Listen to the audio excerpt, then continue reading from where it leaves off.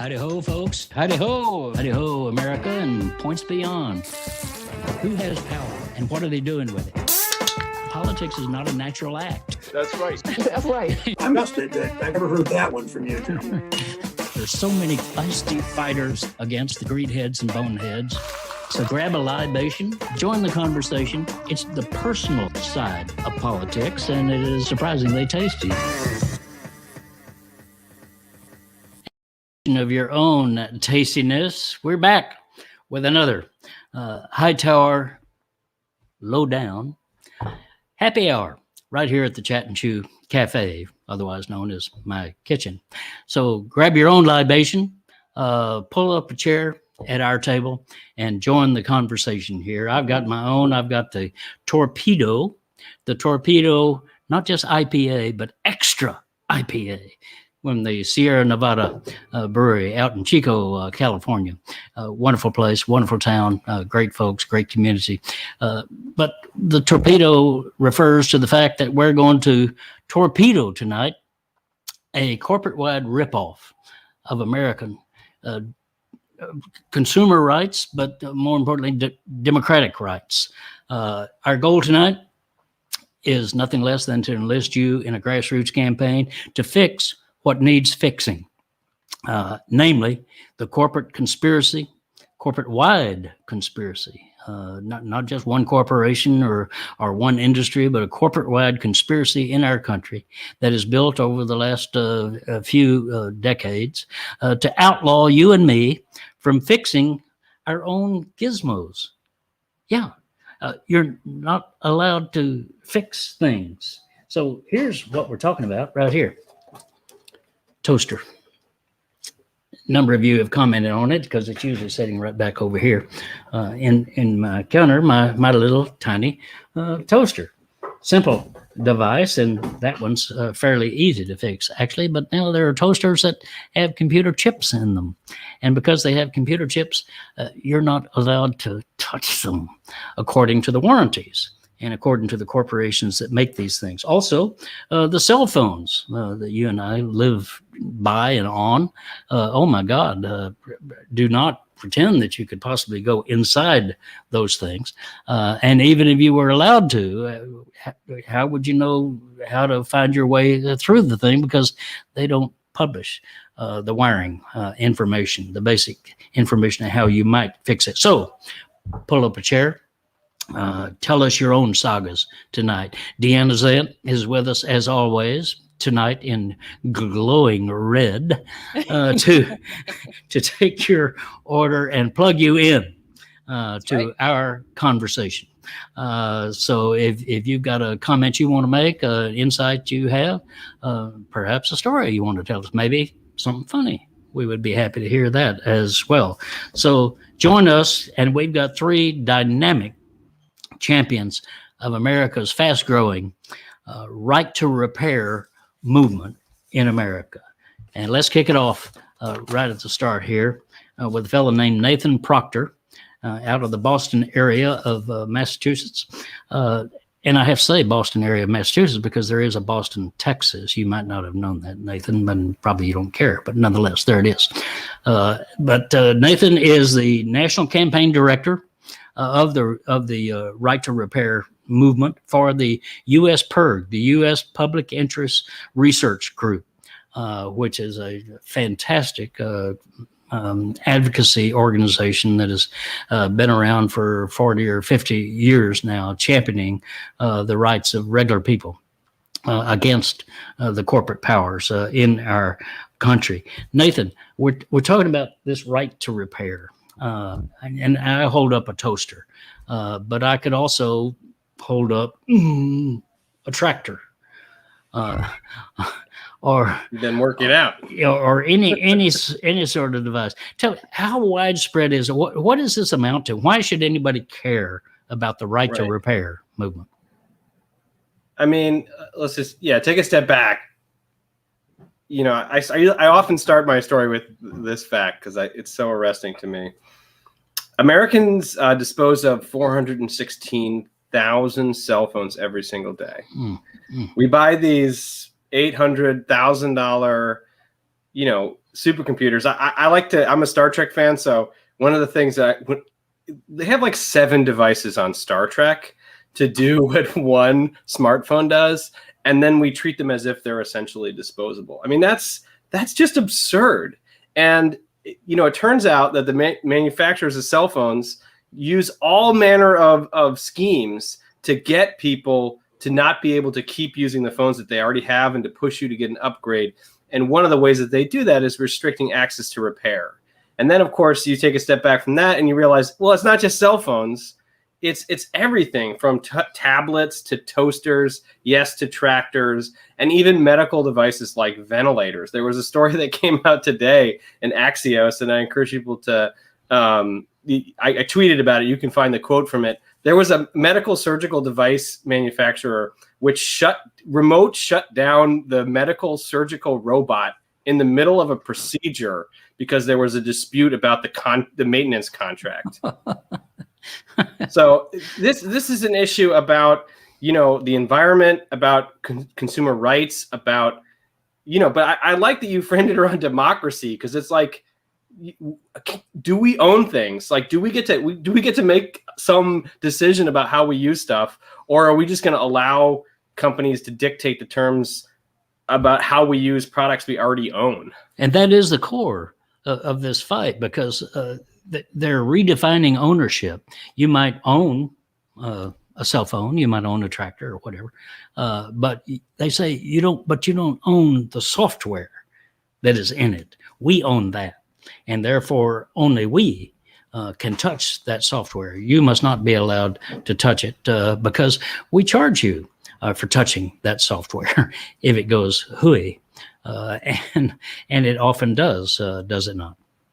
Yeah, I mean, software is how things run now. So it'd be like popping the hood of your car, and you're like, oh yeah, you can change the oil, but there's like a master lock bolting down these other portions of the engine, which you are deemed to be insufficient to manage your own car repair because you might do it wrong. And it's absurd and it's insulting, but also there's a clear incentive, right? If you're a manufacturer and you can force people to only use your authorized dealers for service, or you can force people to upgrade on a schedule because you can kind of dictate the terms of obsolescence, there's an incentive to do that. And if the government's not going to stop you, the only thing that's going to stop you is like, how much can your customers tolerate? And for a lot of these companies, they're essentially monopolies. And so it's like, there's really no recourse that people have. And this is a tool of monopoly, right? I mean, this is a way to monopolize. If you have to go back to the corporation and pay the price, and that price is never cheap, it's non-competitive.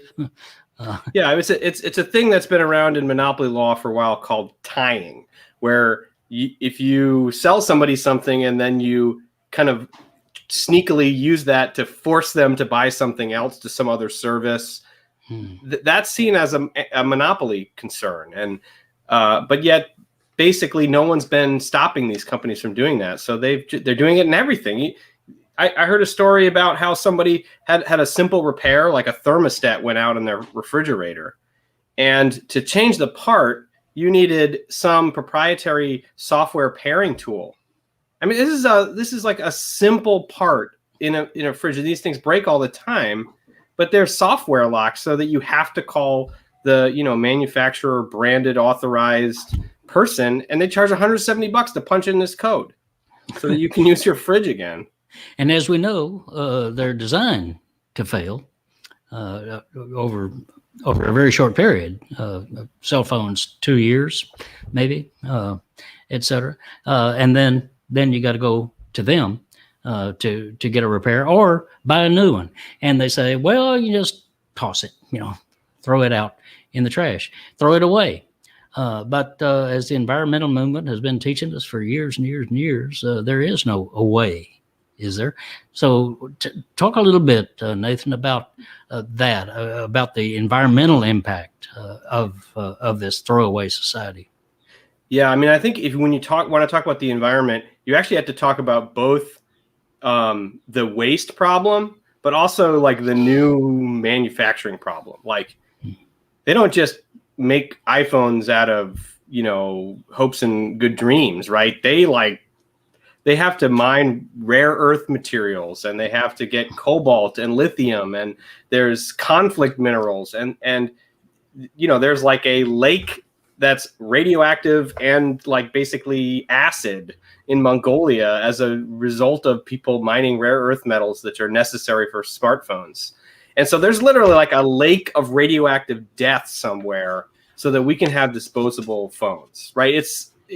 There's a cost to the making of the thing. And in fact, there's actually an increasing climate problem with our new stuff. Like my report, The Fix Is In, found that if Americans use their cell phones 1 year longer on average, it would be the climate equivalent of taking 636,000 cars off the road, because there's so much ecological damage and so much carbon emitted in the process of mining all these materials and smelting them down to very small parts and then manufacturing them and then shipping them across the world, when really the thing that we need is some simple repair that could be a local job for a local technician. But that's being denied to us.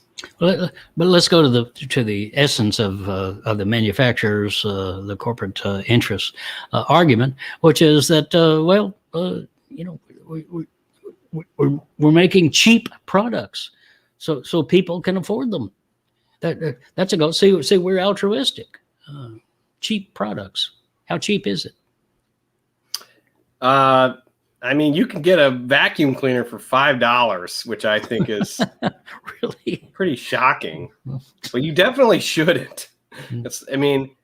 Corporations. I mean, I don't think that's their main argument. I think their main argument is like, we don't let you fix anything because you might cause some safety issue or you might endanger your cybersecurity. And we've had to go through these arguments and debunk them, but really, like, there's no reason why we can't make a $5 vacuum cleaner that lasts 100 years and is eminently fixable. Like, the only reason why we don't do that is because there's not a great incentive for manufacturers to produce such a product.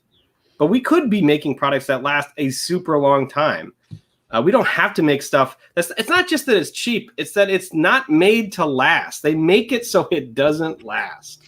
That's absolutely right. And the planned obsolescence is in hot discussion right now in the comments. And one of the things I also wanted to share, first of all, let us know where you're watching from and what you're drinking here at the Chat and Chew tonight. And I know we've got Nebraska in the house. What's up?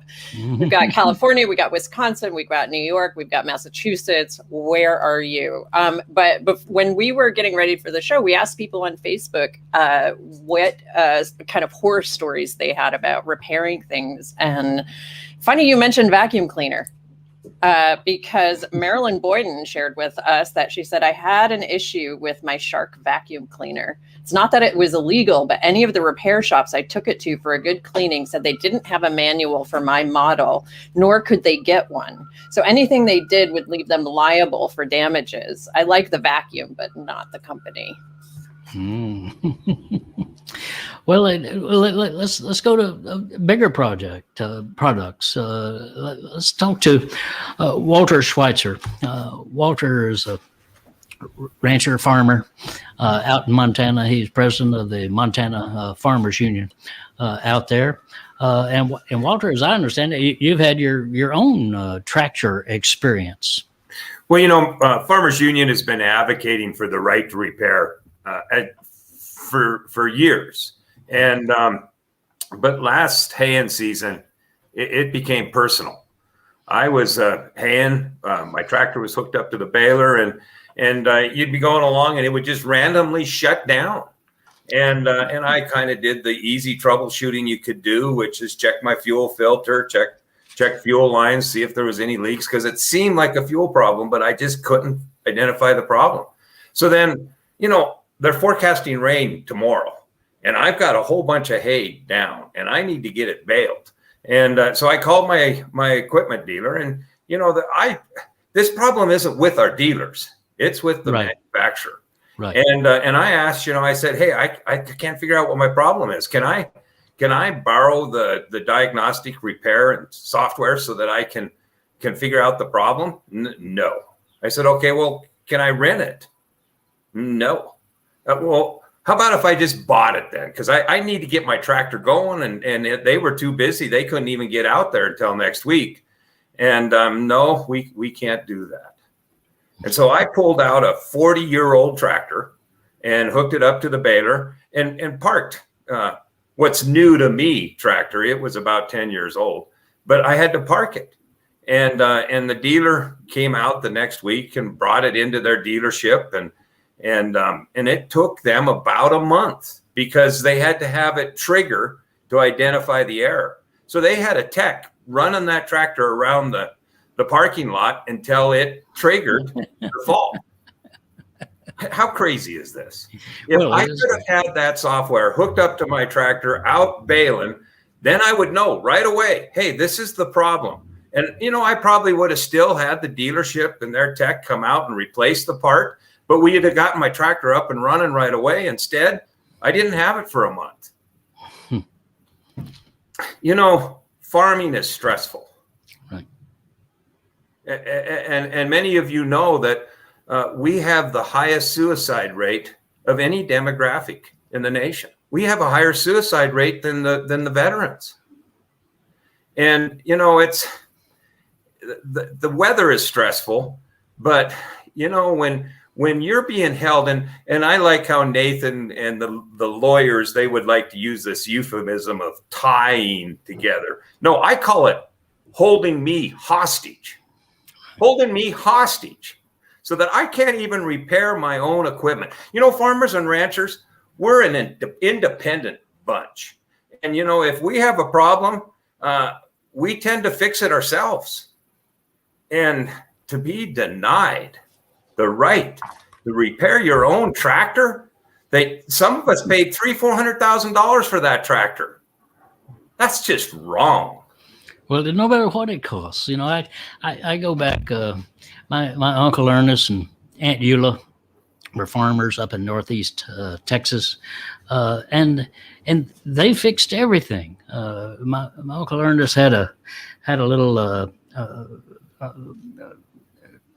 shop out there with a bellows and an anvil and et cetera, and he could make the parts to the tractor. He could make the parts to the hay baler and et cetera, because they barely had a margin at all. But they lived off of that farm. They had a half-acre garden and had a cow, milk cow, and a couple of hogs and stuff like that. And that was they raised a family off of that.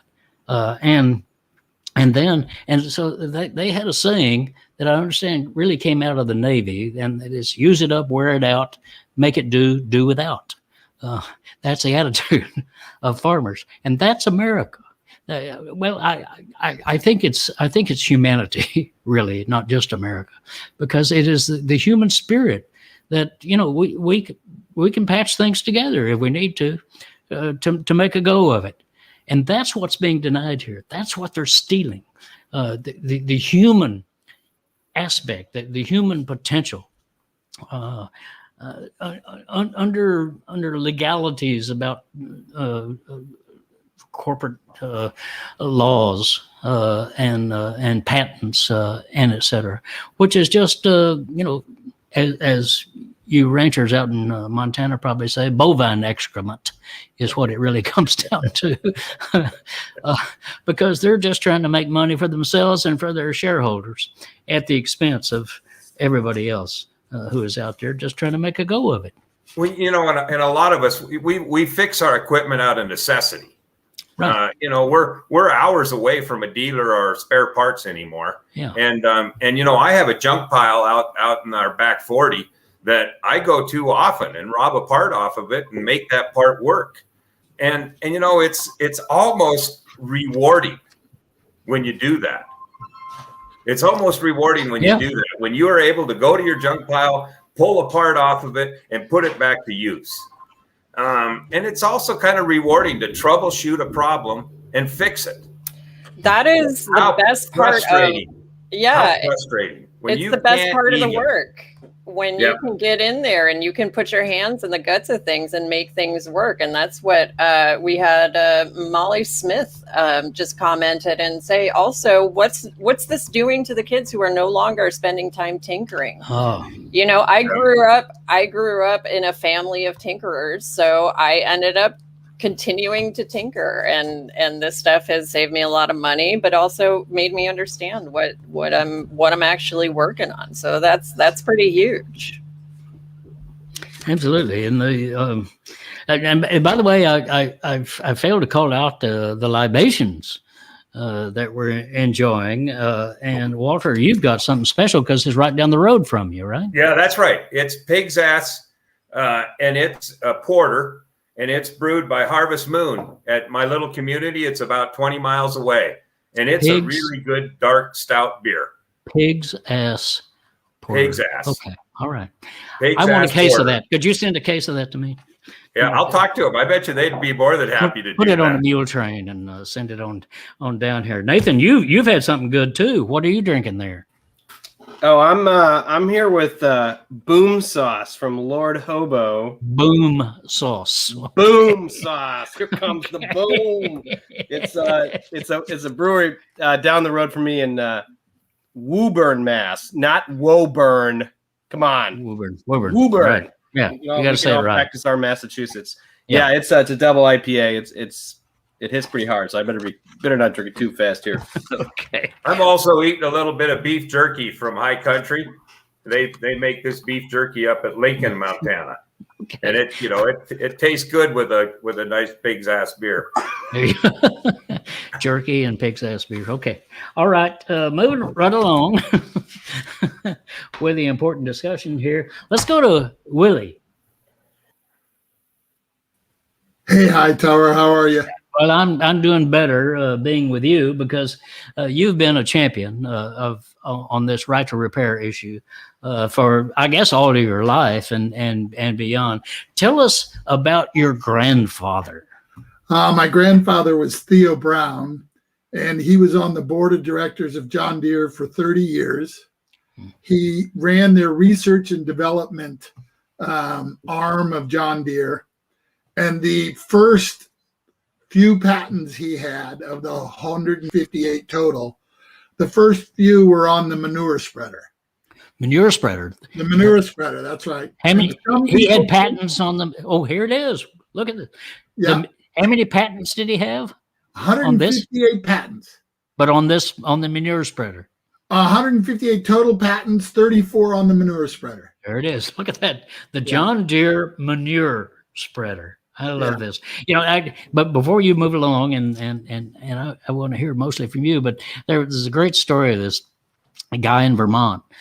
He's a farmer, and he ran for the U.S. Senate up there because some billionaire out of Massachusetts had moved into Vermont and announced that he was ready to be their U.S. senator, and was prepared to spend a bunch of money on it, and he did spend a bunch of money on it. But this farmer entered the race, and he campaigned across the state on a manure spreader, and he won.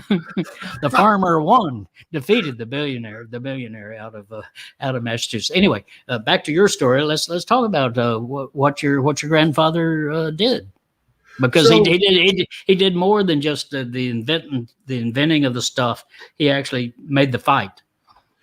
Well, he was a guy who would go out into the fields and talk to the farmers and really listen to what they needed. And then he'd go back into his shop and work with the guys and come up with a new product. Hard to imagine. And he was always talking about how much he loved to be out in the field, talking to the guys and being of service to the industry. And I got to tell you, it gets under my skin no end what's happening today with the great company he helped build. It's a crime. And I mean that quite literally. There are things that John Deere is doing right now that are criminal. And I have a suspicion that my name is on a couple of people's list at John Deere of, if he shows up somewhere, don't pay any attention to him. And there's, John Deere is pretty famous for retribution, and there's a lot of people out there who are afraid of John Deere, because if they don't give you some service right in the middle of your harvest or in seeding, you could be up a shit creek. That's for sure. So there's a whole lot of fear out there. And one of the things I notice is people don't call John Deere out on their lies. I mean, the current one that they're running right now is that 98% of the repairs that happen, quote unquote, happen, are repairable by the owner of the device. And I got to believe there's a couple of listeners that you've got that will go baloney on that. And we'd love to hear from you and get some real stories on that, because it's just not right. Yeah, okay. Even if that were true, the 2% they're talking about that is not repairable is the computer that runs the whole system. Right. And so, you can unbolt the tractor seat and put a cushion on it or something, make that repair. But if you want to actually fix the thing that makes the tractor run, well, that's another thing all together. So that's and you said something important there, and also Walter was indicating that corporations have a repair system that's based on your coming in at their convenience, but Mother Nature doesn't operate like that. Walter indicated that he's got a field of hay.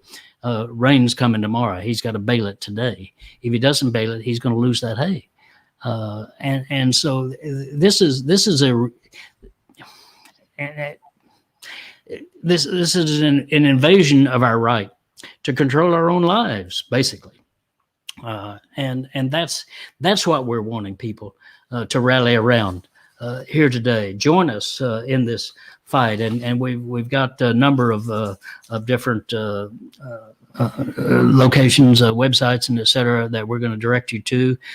Taking action, going to repair.org, the iFixit group, and so many others that are out there, because we can take this power back. And let me just raise this new possibility that is coming along, because Joe Biden has suddenly stood up with an infusion of Elmer's glue or something in his backbone to say, we need this right to repair program, and he's directing the Federal Trade Commission to focus on this. And I gather through that also the Antitrust Division of the Justice Department to bring legal action to actually make something happen. Does this? I'll ask all three of you. Does this give you some hope? Is this real? It really does give me hope. When the FTC has the authority, and if they implement these rules, they can force these large corporate monopolies to play by those rules. And they are the Federal Trade Commission. And these corporate monopolies, they have to be able to trade their equipment or they don't make any money. And it does give me hope. But we've got a long battle still ahead of us. Just because they say something doesn't mean it gets done. Because there's opposition. And let's talk about that a little. Who opposes this? I mean, I think most of our listeners, viewers here tonight are going to say, well, hell, this just makes all kinds of sense. I mean, why is this even an issue?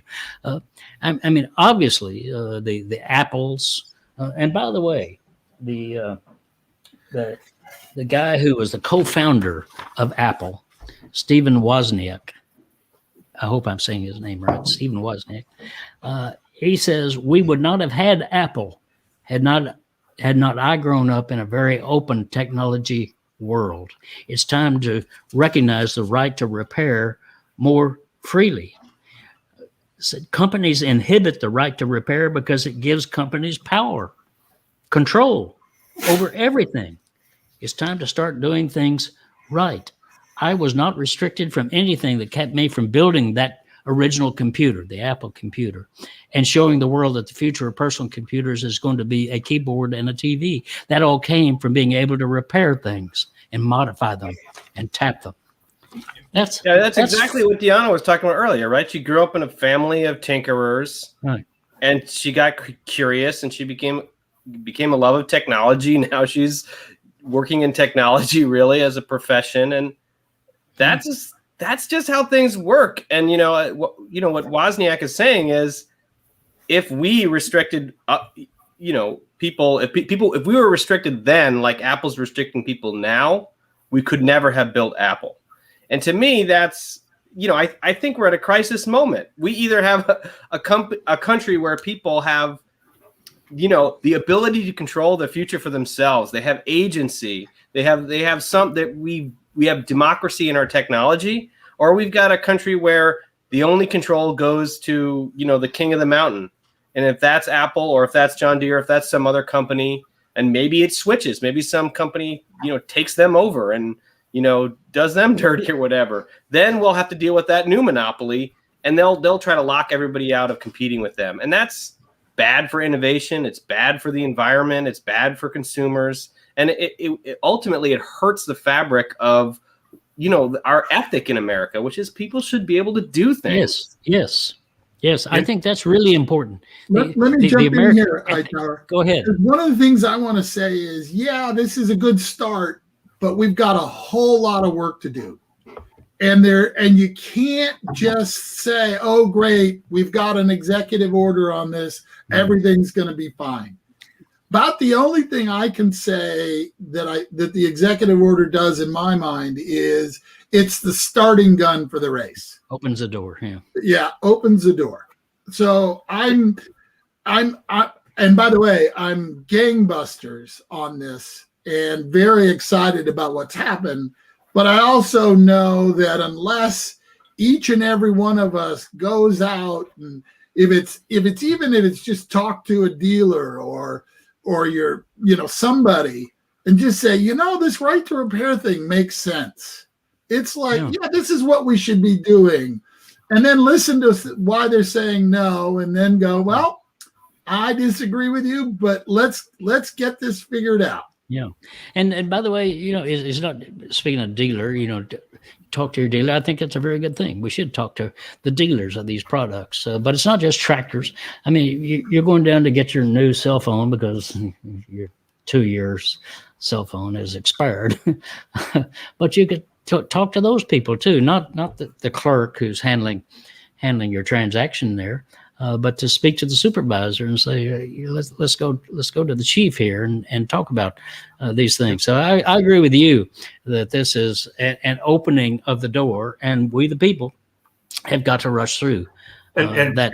I want to jump in here and just kind of warn you about this, because we had a right to repair bill at the Helena legislature. Yes, and we had a really good hearing. In the Senate and Business and Labor Committee. We had equipment dealers, we had repairmen, we had farmers and ranchers from all over the state that told the committee our story and asked them to support the bill. And it came out of committee, 10-1 vote, a 10-1 vote. And we were pretty excited. We thought, oh my gosh, we're going to get this thing passed. Yeah. And then the equipment manufacturers, they parachuted in a whole bunch of these high-paid lobbyists, and they went around in the hallways and they just lied to the legislators. They told them, we already do this. We already have this. The farmers can get this if they want it. And these legislators, they believed them. Yeah. And the other thing they did, there's a couple of equipment dealers that are also legislators. A couple of them are my dealers. And I talked to them about this right to repair. And, they said, we're not going to get involved in this because, we can't, they play rough. These equipment manufacturers, they're more like a mafia with the Godfather being the CEO. And they are afraid of them. They have to have inventory if they're going to stay open. They're going to have to get parts if they're going to stay open.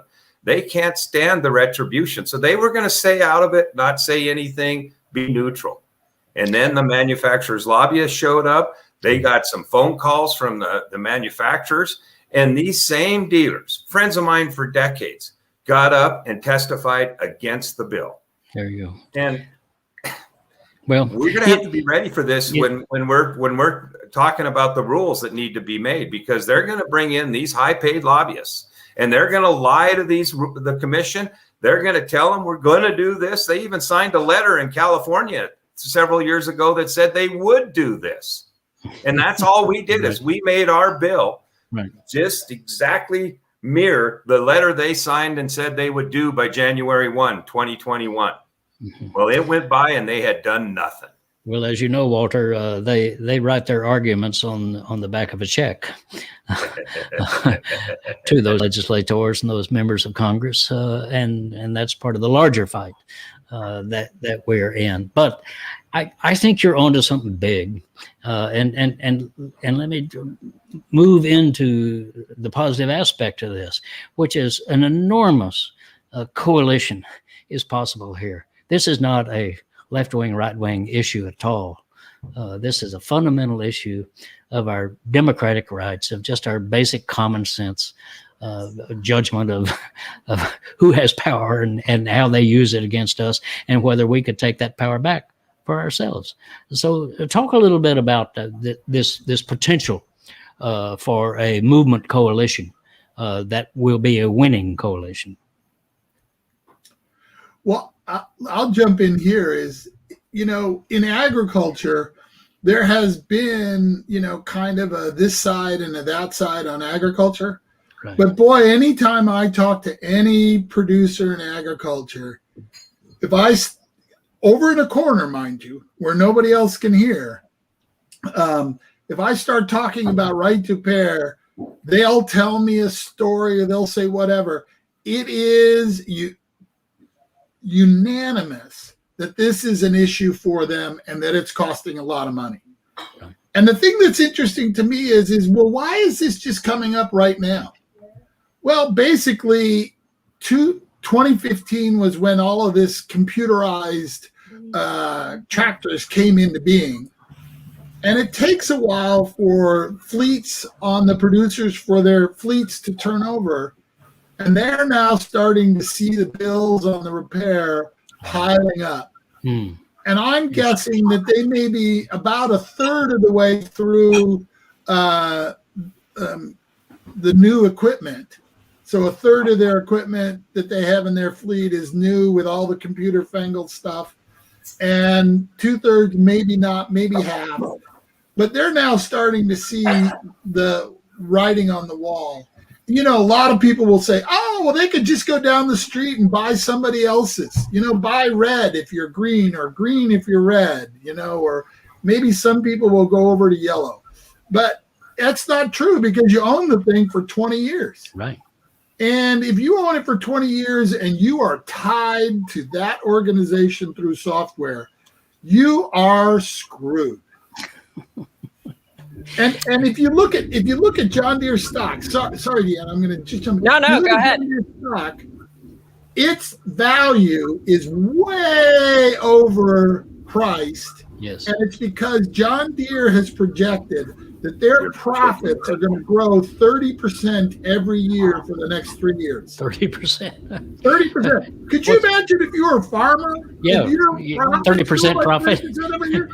Hallelujah. Hallelujah. Deanna, speak to us. Well, it's funny because when we were preparing the show and I was sharing, I was like, when are you going to find a more amazing confluence of movement building than you get nerds in here and you get farmers in here, and we're all talking about the same things. And I feel like that's, really getting to the root of this issue. And, a lot of people are asking in different areas of different platforms comments, what can everyday people do? Because people are, really tuned into what Walter is saying about these corporate lobbyists. And, Jama said, money talks, cowards walk. And what can we do as everyday people to work on this issue? Well, can I speak to that just because Sure. I have been in this campaign for a long time, and I've had some heartbreaking just losses where you just, that the manufacturers did some dirty tricks. There was a story that came out of Washington 2019 about how the president of Microsoft had this breakfast meeting with the leadership of the House and basically negotiated a death to right to repair in that state. And this is hard. It really it's tiring, but at the same time, we're definitely winning this campaign, right? Yes. And so how does that happen, right? And to me, this is what I get into as an organizer and an advocate, right? We win the people. We get a huge coalition together that shows not that just that we can win some people, but we can win America on the idea that you should be able to fix something and the manufacturer shouldn't be able to tell you no. And then you build the coalition, right? You win the people, you win the arguments, you organize the people, then you put together the facts, right? Our arguments are airtight. We brought them to the FTC. We brought them, most recently to the White House, right? We know what's going on in this industry. Oftentimes I'm testifying in some state legislature and I have to let me just respond to what somebody said who represents the appliance industry and explain to them how their industry works, because I have actually talked to the technicians who fix this stuff and I know, and this lobbyist hasn't. So we have the facts, we have the people, and we're winning, right? I've been called by some of these manufacturers and their groups to say we kind of have to recognize that you're in the lead position now, and what can we do now? Let's talk. And it's to that point, we have a question organized. actually from Jay Jackson over on YouTube, who is asking about how do you answer the safety argument that's raised so often about right to repair, when people say, well, it's not safe for people to repair their own stuff. When you're talking about you've done this work and you've come to them with these arguments, what are the things that you say back, and how can you bring more people on board? Yeah, I think there's ways that I can do it rhetorically and ways that I can do it with data. But let me just do this rhetorical version first. Your automobile can travel 80 miles an hour through populated areas, and it weighs a ton. All right, and people fix their brakes and do other repairs, their tires all the time. Right, hundreds of millions of these vehicles out there. Right. So if it was a huge problem, if independent mechanics were screwing up people's brakes and they were crashing into crowds of people, we'd have some evidence in the world that was a problem, but there isn't any evidence. The manufacturers tried to make these arguments to the FTC, and they said, well, lithium-ion batteries can be dangerous. They have a lot of energy and they're very small and they're kind of fragile. And they tried to put evidence to support that this was a real thing. And they came up with one example from a different continent in a different decade. That was their evidence to support that lithium-ion batteries are dangerous. Hypothetically, yes, lithium-ion batteries are dangerous, but there's hundreds and hundreds of millions of these products out in the world, and we have some data, some life experience that says people can handle the damage without hurting themselves. They're not total children out there. They have some knowledge and ability, and that's, to me, that's the rhetorical argument. And then to the extent that there's been studies and data we can point, because they all reinforce the same idea. People manage risk on their own all the time.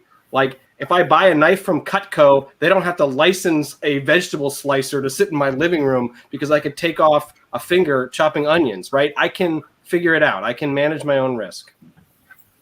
And farmers have been doing it for decades. Exactly. Why did they get stupid all of a sudden? Yeah. Come on. Everybody's Or been just doing being it for held decades. hostage. If you go through any working class neighborhood, you got cars up on blocks. You got people fixing stuff. They don't call a plumber. They got a cousin comes in. I mean, we know how to do this stuff. So this is corporate bullshit. basically. And we've got to stand up to it. And that's why I'm so proud of you three guys for being. And by the way, we call it FUD. FUD. Fear, uncertainty, and doubt. Okay. As long as they can create fear, uncertainty, and doubt, they're going to win. Yeah. So the way individuals can fight against this is say, no, I'm willing to take that responsibility myself. I'm not a stupid jerk. I can do it. So that argument doesn't play with me. Go away. Yeah. The other thing, that we ran into down in Helena at our state legislature is that the other farm groups, many of them are sponsored by these equipment manufacturers, by these Farm corporate Bureau, monopolies. Jesus, And all it took was a phone call or two from these CEOs saying, now, wait a minute, are you on our team or not? And so they neutralized them. And so if you really support the right to repair your own equipment, you need to call your elected officials and tell them so yourself. Tell your organizations that are supposed to represent you that you want the right to repair, or you're going to quit them. And get in their face, because in a place like Montana, and really any state, no matter how big that state is, the representative is from a local area, and you can be right in their face. Talk to them as they come out of church. Talk to them in the grocery line. And you say this isn't a partisan issue, but I'm telling you, it became a partisan issue. Yeah. And the Republican leadership absolutely whipped their membership to vote against it. And it was a party line vote. The Democrats supported it, and the Republicans voted against it. Well, we need to reach out to everybody and bring them into this tent. I go back to my days when I was elected agriculture commissioner here in the state of Texas, and the Farm Bureau and the chemical lobby and the farm machinery lobby and all of those lobbies had, of course, opposed me. And one of the lobbies, it was the Farm Bureau lobbyists, came to me in my office and wanted an appointment and meet with me and said, well, Hightower, if you'll just move over to the middle of the road, we'll be able to get along. And I told that story to a West Texas rancher I knew. And he said, oh, hell, Hightower, there's nothing in the middle of the road but yellow stripes and dead armadillos. We got to get out there and fight for the ordinary people of our country. And that's what you folks are doing. We're so proud of you. So we put up the notices of how we can be in touch, of how our viewers and listeners can be in touch with you and join this movement. We can make this happen. This is something we can do because that coalition is extraordinarily broad and available. And some of the right-wing organization, Republican organization might be opposed to it, but their members are not. So we've got to reach out to ordinary people and put it together. Thank you all. Thank you so much for what you're doing and for being a part with us. Thank you all for joining us tonight on the Hightower Happy Hour at the Chat and Chew Cafe. We'll be back with you in a couple of weeks. Adios. Drink that beer. Drink that good beer. Get your good beers up. Okay, here we go. All right.